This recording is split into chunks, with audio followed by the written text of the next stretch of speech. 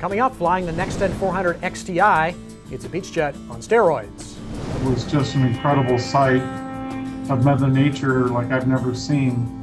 The western fires are affecting aviation in some unsuspected ways.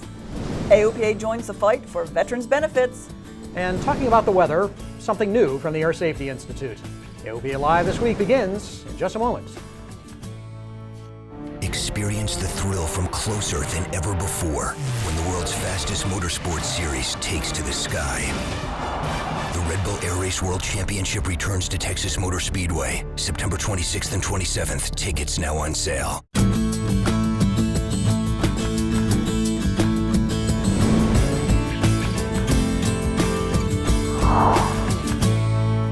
The Pope is coming, and that will affect general aviation. Hello, everyone. Welcome to AOPA Live this week. I'm Tom Heintz. And I'm Melissa Rudinger. Thanks for watching. When the Pope comes to your city, it's the same as the President, as far as the security folks are concerned, and that means TFRs. And we're talking to you, New York, Philadelphia, Washington. The Pope arrives in Washington next Tuesday, and that means the Washington Special Flight Rules area becomes even more restrictive. The special rules for VFR flights at airports inside the SFRA will be suspended while the Pope is here. He then goes to Philadelphia, which means a 30 nautical mile radius TFR around that city. Then finally to New York for the United Nations General Assembly and yet another TFR. And the security types are concerned about more than conventional aircraft. TFRs ground drones too, so the FAA has launched a campaign to remind drone pilots to keep them on the ground when the Pope is around. I'm asking the public to please leave your drone at home during the papal visit. Washington, D.C., New York, and Philadelphia are no drone zones during the papal visit. As small unmanned aerial systems multiply like mosquitoes during the Alaskan summer, states and localities are trying to regulate them. But only the feds have authority to control what flies. AOPA recently reminded Michigan lawmakers of that. They're looking at bills to prohibit drones from flying near the Mackinac Bridge and state prisons. But as AOPA told the legislators, federal law and Supreme Court cases confirm only the FAA can regulate airspace. Now, it's small wonder that more and more pilots are seeing them in the sky. Drones have become a huge business.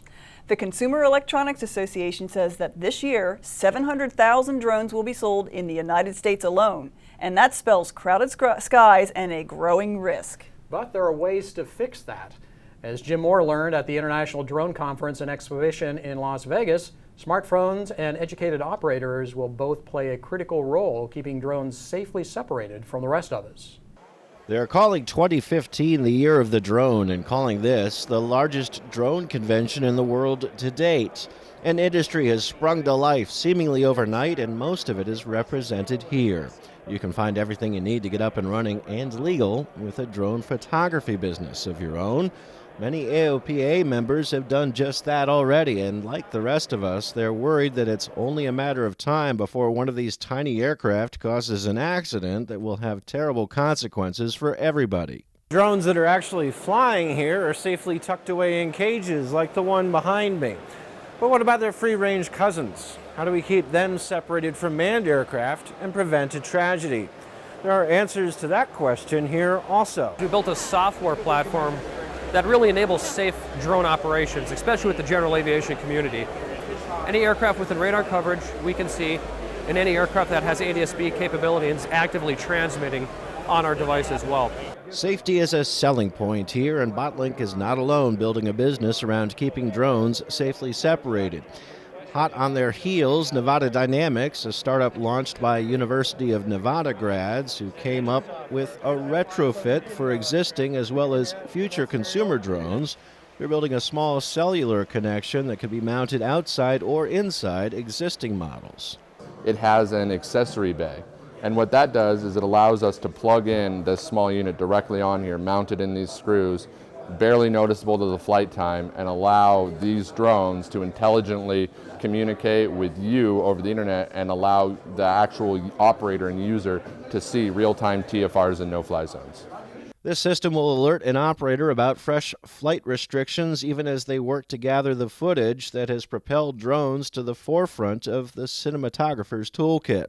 Now we pull those TFRs in real time, and if there are drones that are already in the air in that area, they immediately leave and replan their path. Another startup called Kelzal is working with the Defense Department on a visual system for drones, lightweight and modeled on the engineering of human sight. Tiny cameras focus on motion rather than producing resolution, producing images with very little detail but a very high frame rate. That will one day give the drone itself the capability to see and avoid aircraft like crop dusters, firefighting aircraft, and medical helicopters operating in the low altitudes. That will mark a major advance on the current state-of-the-art, with market leaders now relying on advanced programming and operator education. For example, DJI has implemented no-fly zones around airports. We have also the ability to notice, to give a notice to the pilot that, hey, you have reached your 400-foot limit here in the United States, so don't go any higher. The major drone manufacturers have so far resisted harder limits on where and how high their devices can fly until the technology matures a bit, giving ATC the ability to control drones through cellular networks in case of conflict may be the stopgap that keeps everyone safely separated. Reporting from Interdrone 2015 in Las Vegas, I'm Jim Moore, AOPA Live. Thanks, Jim. It looks interesting. Amazon made news a while back with its plan to use small drones to deliver packages. Now Amazon's president wants to deliver you to space. Jeff Bezos announced this week that Blue Origin is going to build and launch its reusable fleet of orbital launchers at Cape Canaveral. Bezos owns Blue Origin. He expects to be launching people into space by the end of this decade. On the opposite side of the country from Cape Canaveral, more airspace that you need to avoid. Large wildfires are burning in 7 western states covering nearly 1.6 million acres. And over many of those fires, TFRs provide a safe environment for firefighting aircraft. These TFRs can pop up quickly and without much warning, so check NOTAMs immediately before you fly. The AOPA Flight Planner can show you where TFRs are active. You can find it under the Flight Planning tab on AOPA.org. Have we said check NOTAMs just before you fly? Well, those fires are impacting the aviation community directly. Craig Cato is a legend in the experimental and home-built world. His propellers are installed on many impressive aircraft.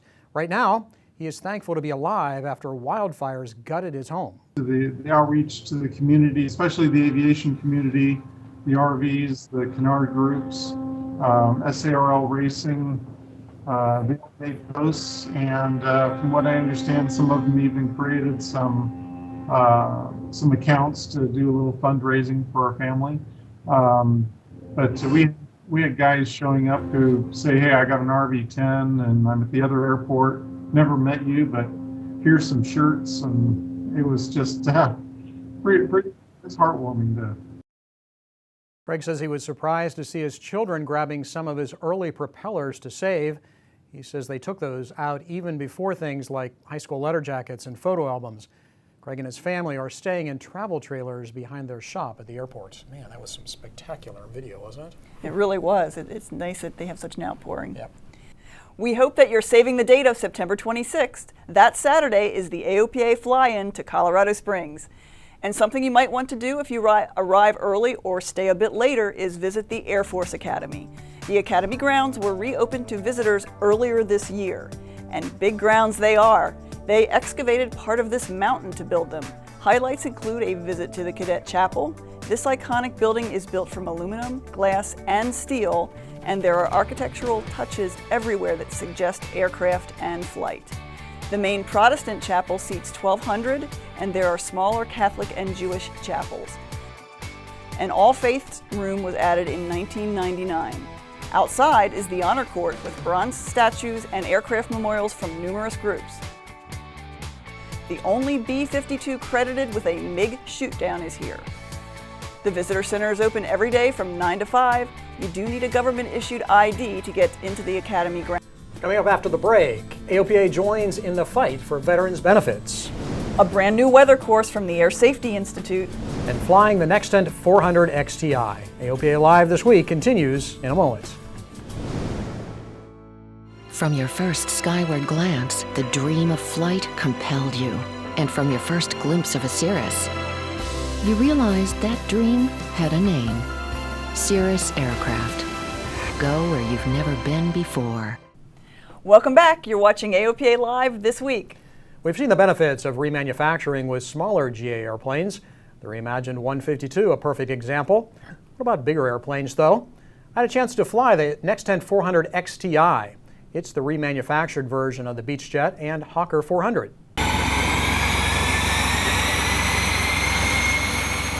The general aviation fleet may be aging, but it doesn't mean there still isn't a lot of life left in the airframes that have served us well for decades.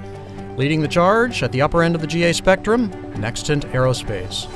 The Cleveland-based company has been a leader in remanufacturing since 2007, when it launched a plan to remanufacture the popular BeechJet and Hawker 400 line.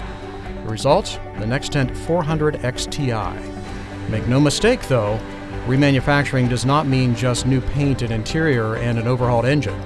By the time it becomes a Nextant 400 XTI, over 9,000 man-hours have gone into it. All the life-limited components on the airplane have been replaced. There is an enormous amount of structural and aerodynamic cleanup that takes place. We have all new engines, all new avionics. At the end of the day, we deliver an airplane that competes with all the new design, clean sheet design light jets that are out there, but at 50 cents on the dollar relative to the competitive aircraft. It takes thousands of upgrades to turn a BeechJet into a Nextant, but the most significant ones occur right here in the aft end of the airplane. One of the areas that we identified as being a potential issue was the original engine mount. When you look at the mount on the predecessor airplane, there's actually an AD that requires a reoccurring inspection every 200 hours on the airplane to look for cracks like this that you can see in this example. So to deal with that, we actually designed an entirely new engine mount. There's no reoccurring inspection requirement, there's no life limitation, so we've made a significant improvement to a key structural component of the aircraft. Each airplane enters the remanufacturing process only after a thorough baseline flight testing process to understand its characteristics and performance. Next, a team begins what it calls the deletion phase, which includes removing the engines. Some 80% of the wiring is removed, all access panels opened up, life-limited parts removed for replacement or overhaul. Then there's the inspection phase. System testing begins when the new electrical systems are powered up for the first time. And when we wake the aircraft up by turning the power on for the first time, it is now a fully digital aircraft. The result is an all-new digital flight deck that includes a Rockwell Collins ProLine 21 avionics suite. At the same time, the Full Authority Digital Engine Controls, or FADECs, on the new Williams International engines also come to life. Once assembly is finished, the airplane goes to flight testing. Finally, it gets paint and a new interior installed. The company has developed a design center where customers work with Nextant staff to create custom paint and interior designs. The process that we have here at Nextant Aerospace is very similar to going to any other OEM and picking up a brand new aircraft. How's it perform, you ask? Well, I had the chance to fly a 400 XTI from Cleveland to Alpine, Wyoming, near Jackson Hole, with 7 people and loads of bags on board. We made the 1,300 nautical mile trip non-stop, despite headwinds sometimes hitting 100 knots on the nose. No regular BeechJet could come close to carrying that load that far. Nextant has delivered 60 400 XTIs to a dozen countries, showing that remanufacturing may be at least a partial solution to an aging fleet. You can read more about the Nextant 400 XTI in the Turbine edition of October's AOPA Pilot magazine. So it sounds like that round-robin trip to Wyoming and back to Cleveland was quite a trek. It was. In fact, it's really impressive what can happen when you bolt on new generation engines like those Williams compared to the older Pratts that were on there. You go fly further, faster, and higher for lower operating costs. And it's just one of those things, if you read about it anywhere else, it'd be like your mother telling you about things being too good to be true. Yeah. And so it is pretty astounding what happens with new technology infused into jet engines. Makes a big difference on those older jets. Great, thanks. Interesting story. AOPA has joined with other aviation organizations in standing up for veterans' benefits, specifically flight training. Proposed legislation would cap the amount of money available to vets to use for commercial rotorcraft flight training. For many, that precludes getting a college degree along with their flight training. AOPA was part of a joint statement asking the Senate Committee on Veterans Affairs to fix the problem. 3 very worthy nonprofits are getting a boost from the AOPA Foundation. The Giving Back Grant Program helps groups who do good things with general aviation. We are supporting 3 organizations. One is Build a Plane. The other is the Hope Flight Foundation. They fly sick children to distant hospitals, so they're doing really good work. And the other one is Sophie Gerson Healthy Youth, which is a program out of New York City that serves low-income middle schoolers. This year they want to launch an aviation and space camp to help kids explore aviation careers. You can find out more about the grants at aopafoundation.org. It's that time of year again. The nights are getting crisp, leaves are changing. Everything is now available in pumpkin spice, for example. And while autumn weather might be a welcome relief, you need to make sure you're weather aware before you fly. The AOPA Air Safety Institute is helping you out with a video series called Weatherwise. The first one deals with gathering information. With respect to pre-flight planning, the regulations talk about all available information. Really, though, we should think in terms of all pertinent information. There's so much weather information out there now for pilots that you can't look at all of it. It's really a matter of prioritizing and being able to identify what is the important information to look at for this particular flight or this particular weather scenario. The series is sponsored by NOAA and the National Weather Service. You can expect more topics throughout the fall and winter. Find the program at airsafetyinstitute.org. And finally, the passing of an era here at AOPA. Many of you probably don't know much about our Board of Trustees, but these unpaid people of accomplishment are in many ways the heart and soul of AOPA. They provide oversight and direction for the association. They pick the president, make sure we're financially sound, and help chart our course. One board member has been the bridge from our past to our present. That's Paul Heintz, who last week retired after 40 years of service to AOPA members. I'd also like to take a moment to thank Mr. Heintz for his many years of service on this board. Paul, I know I speak for the current and former members of the Board of the Trustees with whom you served when I say it has been an absolute honor working with you. The way in which you approach your board service and the passion you hold for aviation are truly inspirational. Your exemplary integrity, service, and professionalism have benefited all of general aviation. Flying and AOPA are just part of Paul Heintz's DNA. Aviation to me is an addiction. I do not remember not wanting to fly airplanes. I literally do not remember. My father was a World War II fighter pilot. My grandfather took flying lessons in St. Louis in 1912. My mother flew gliders when she was at the University of Michigan. So there's DNA in there. And Paul has a strong connection to AOPA's founders. So they kind of imbued in me the spirit of preserving the freedom to fly.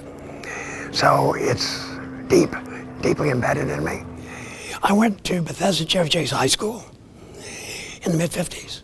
At that time, your headquarters were on East-West Highway. So I would walk by at the age of 15, go in and meet them. That was 60 years ago. Paul learned to fly at Congressional Airfield in Maryland, now Congressional Shopping Plaza, unfortunately. Later, he went to law school and set up practice in Philadelphia. Back then, I was writing an aviation column for fun for the Philadelphia Bulletin on Sundays. And one of the founders, Larry Sharpless, and another board member, Andy Pugh, read about it. And they said, "Who is this guy?" Well, it so happened I was in the same building as Abby Wolf, Alfred Wolf, a lawyer who flew, and I had already met Abby. So I suddenly knew 3 board members and the then owner through a corporation of this airport, J. Story Smith. And I was flying then from this airport. So I quickly met 3 of the founders back in the early 70s. They invited me to a board meeting, and I was invited to join the board and elected to the board in November of 1975. Paul has spent his 40 years on the board striving to make general aviation safer, more affordable, and more fun. But the longer you fly, the longer you realize the vulnerability of general aviation and what you as a pilot have to do to keep it alive. I think people realize if we don't keep the pilot population up, we're going to have a great difficulty in maintaining LVGA. Flying gives me a joy and a release and relief that no other hobby has or could give me. And I hope everyone has some kind of a hobby. I don't play golf, don't have time for golf. It wouldn't do anything for me. But flying does everything for me. To this day, I will tear up, no reason, going through clouds, a sunset, or just looking out on a beautiful day, wondering how those wings are holding me up and giving me so much joy. That feeling has never left. I don't think it ever will. So clearly a passionate pilot. Yes, not afraid to show his emotions and his love of flying, but held everybody accountable. A tough customer when it came to business. He really did. He really kept us focused on a lot of stuff. But the good news is he's a board emeritus member, so we will benefit from his continued guidance for a long time to come. That is good news. Thanks. And that will do it for us this week. Thanks for watching. I'm Melissa Rudinger. And I'm Tom Heintz. We'll hope to see you back here next Thursday for another edition of AOPA Live This Week.